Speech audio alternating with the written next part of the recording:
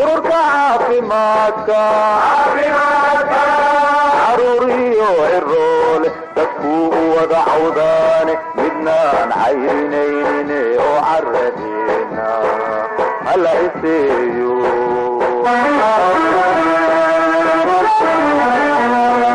ururka caafimaadka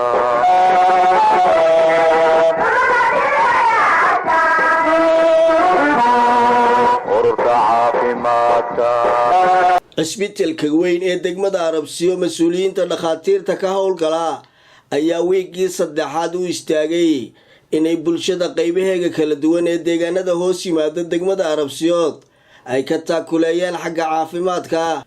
deegaanada hoos yimaada degmada Arabsiyood ayaa cisbitaalka guud ee degmada Arabsiyood waxa uu ka bilaabay howlgal caafimaad oo bilaa lacag ah oo lagu dabiibayo bulshada deegaanada hoos yimaada degmada Arabsiyo. waxay noqonaysaa wejigii saddexaad ee uu baxo cisbitaalka guud ee degmada Arabsiyo. maamulka iyo dhakhaatiirta ka howlgala ayaa u istaagay sidii bulshada deegaanada ballaaran ee degmada hoos yimaada loo gaarsiin lahaa adeega caafimaadka oo bilaa lacaga iyo halkaasi oo lagu siinayay dawadiisa. waxaan u soo baxnay outreachkii afraad oo joogno deegaanka kurjiga iyo Cari Guduudan iyo Salaawaha oo halka isku guuda yimaadeen goobtan imika aan joognay Cari Guduudan. run ahaantii halkan waxaan kula kulannay xogaa dad ah oon u sameynay adeeg caafimaad iyo daawooyin bilaash ah oo sidii deegaanadii hore soo sameynay agamsaha maxaan ku yiraahdaa Daanyaale iyo deegaankii kale ee Caabudla. kani maanta waa deegaankii afraad ee ka sameynay outreachkan anagoo ah isbitaalka degmada Arabsiyo iyadoo waxayd ah oo lacag lagu siinaysaa aanay jirin wax dawlad oo fan ama dawooyinka ama shidaal waxna siinaysaa aanay jirin laakiin se cid nagu barashar garaysay iyo cid noo dirtayna aanay jirin laakiin anagoo isku duubanuun ka dawlad hoose ahaan iyo ka isbitaal ahaan aan isxilqaanay inaan ka shaqeyno oo nu gaarsiino adeeg caafimaad iyo daawooyin bilaash ah deegaamada hoos yimaada magaalada Arabsiyo maadaama inta badan dadka tuulooyinka ku nooli ay ka fog yihiin goobaha caafimaadka walow isbitaalku cusub yahayba markii horena waxa MCH iyo isbitaal labadaba uu ahaa MCH ka Arabsiyo ku yaala wixii ay u qaban kari waayeen ay u gudbi jireen Gibli. alxamdulillah maanta dadka deegaanka iyo Arabsiyo iyo tuulooyinka ku hareeraysanba waxay nasiib u heleen oo inta nool Ilaahay ku simay inay soo gaaraan dhakhaatiir iyo kalkaaliyayaal caafimaad iyo ambulance u shaqeynaya 24 saacadoodba san horeba u sheegnay habeen iyo maalin ba isbitaalku furan yahay adeeg kasta oo uu u baahdo ama dhaawac ha ahaado ama qof shaybaar socda ha ahaado ama umul ha ahaadee 3 habeenimo hadduu imaado iyo 6 subaxnimo hadduu imaado intaba dad yoogii shaqooyinka ku kala qornaa way u joogaan heegan bay ugu jiraan. just dadka waxaan ku boorinayaa deegaamada tuulooyinka Arabsiyo hoos yimaado oo dhanba xaaladooda caafimaad inay isla socdaan si ay uga badbaadaan xanuunooyinka dilaaga ah ee dadku ay u dhimanayaan iyagoo marka hore haddii ay is ogaan lahaayeen wax laga qaban kari lahaa ama la kantarooli lahaa ama ba Ilaahay baa hayee dee aan xanuunkaasi ku sababeen haddii laga hortagi lahaa dhimasho aan ku keeneen. marka waxaa muhiim ah oo marka fariin uga dirayaa deegaanka imika aan joognay Cari Guduudan dadku inay la socdaan xaaladooda caafimaad inaanay dhayalsanin umusha ku umulasa guryaha dhiig bax bay keeni kartaa umul aroor bay keeni kartaa marka waa muhiim mar walba qofku inuu ka taxadaro dhibtay geysan karayso waxyaaluhu sahashanaya ee caafimaad darada sababaya ama dhimashada la keeni karaya isagoo fududaan lahayd haddii uu isbitaalka yimaado ama goob caafimaad oo kale uu tago inta ay wax ka badan looga qaban lahaa. marka fariinteeda u dambaysa waxa weeyaan dhammaantiin dadku wadaatay yihiin halka ku soo booqanay dadku xaaladooda caafimaad hala socdaan hadday shaybaar tahay hadday cabir tahay hadday dawo tahay hadday umul tahay ambulance nabradooda way haystaan inay soo wacaan wixii dad dhib qaba tusaale ahaan qof barkad ku dhaco oo kale oo ku jira ama sirsan oo kale qof gubtay oo qabsaday ama biyo kulul ay ku duuleen oo jirkiisii gubtay dad islaayay oo ama midiyo ama maxaan ku raadayay qori amaba gudmo wax isku adeegsaday oo dhiig bax badan laga yaabo inuu imaado iyo umusha ay isdhahdaan caadi uma umuli karo soo mar walba waa inay iska ilaaliyaan umul dhaqameedka oo in badan keenaysa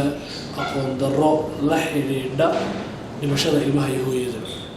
marka dadku inaha soo sheegay waa muhiim inay ka raadsadaan goobaha caafimaadka ee ugu dhow shaqaalaha ka howlgala Arabsiya Hospital maanta halkan waxaan u joognaa adeeg caafimaad oo ku fulinayay adeeg caafimaad bal maanta halkan ku fulinayay marka waxaan ugu baaqayaa inay ka faa'iideystaan adeegaas waxaana fudud halkan bal mudooyinay sida wixii culus oo dhakhtarka bulshada deegaanka maxaad ugu baaqaysaa waxaan ugu baaqayaa inay ka faa'iideystaan maadaama dawladdu bilaash tahay adeegina halkan loo keenay dhammaantiin markaan ka faa'iideystaan dad badan oo kala duwan oo halkan ku baadheen markaad u sheegteen aan xanuuna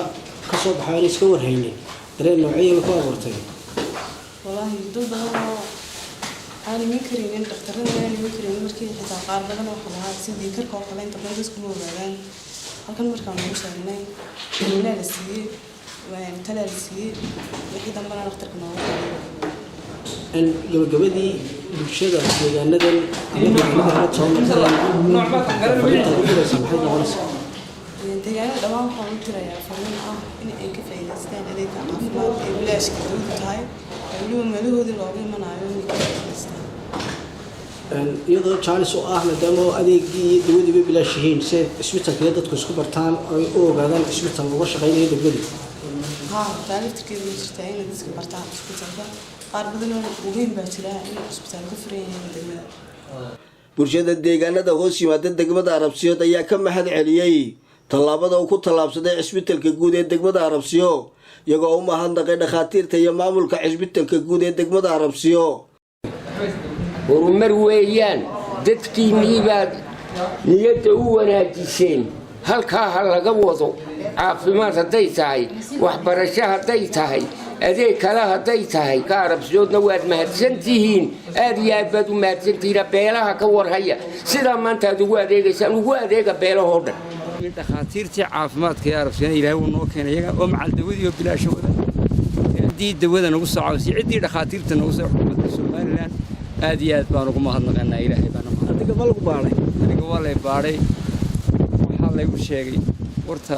kaliyaasaan ka cabanayay waa la eegay iyo kana isku ogin laakiin dareensanaana way u sheegay iyo gaastiri intaa kadib haddana markaa inaan dhakhtarka u tago ayaa suurtagal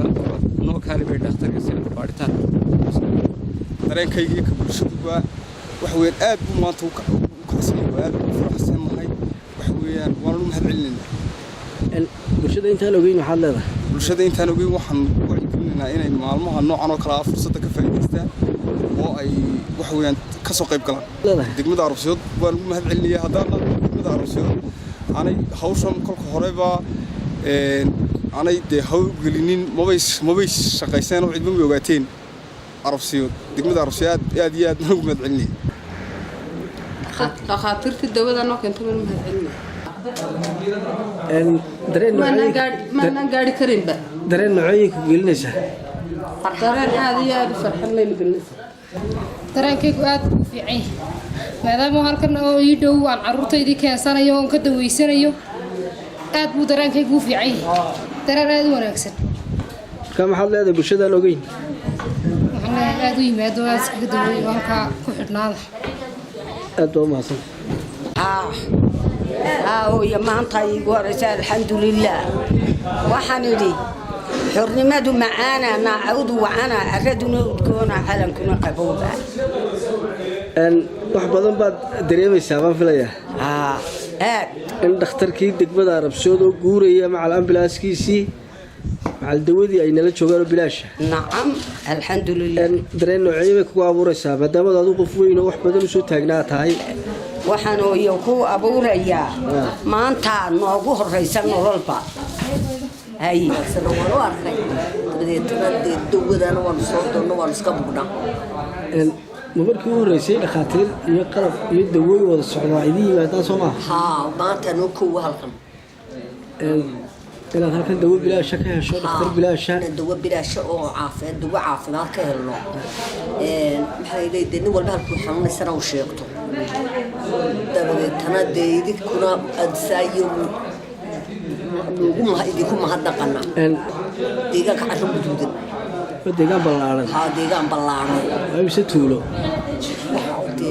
xaggan beeya qaloocan xaggan carro guduudan ceel intaroo dhan baa isku tuugaa ilaa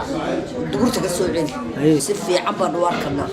si wanaagsan duleedkaygaanu ka qaadanaya xaafadeeda agteedaanu ka qaadanayno waa sidaa iyo waxaan ku waa ii duceeyey alxamdulilah rabbil caalamiin dareen wanaagsan weeye dee dhakhtar bilaash ay noo yimide halkeenana wax wanaagsan ka helay kaalayaan leh adiguna magacaaga aniga cali nadiif cali dareen noocee bay ku abuuraysaa in dawadii bilaashay dhakhtarkii isbitaalka iyo kala joogaan ma sha Allah daawul baba noo intaasaan ila arbsan tagi ilaahay halkan oo kana alxamdulilah rabbil caalamiin wadkii yar baan hayna wax kasta aan hayna ma sha Allah tii uu mulaystayo ayar halka laga qaado la geeyay arabsi ama kabile la geeynayo tii ilaahay halkan oo kana alxamdulilah rabbil caalamiin Muuse Xuseen Xasan Somnius TV degmada Arabsiyo ee gobolka Gabiley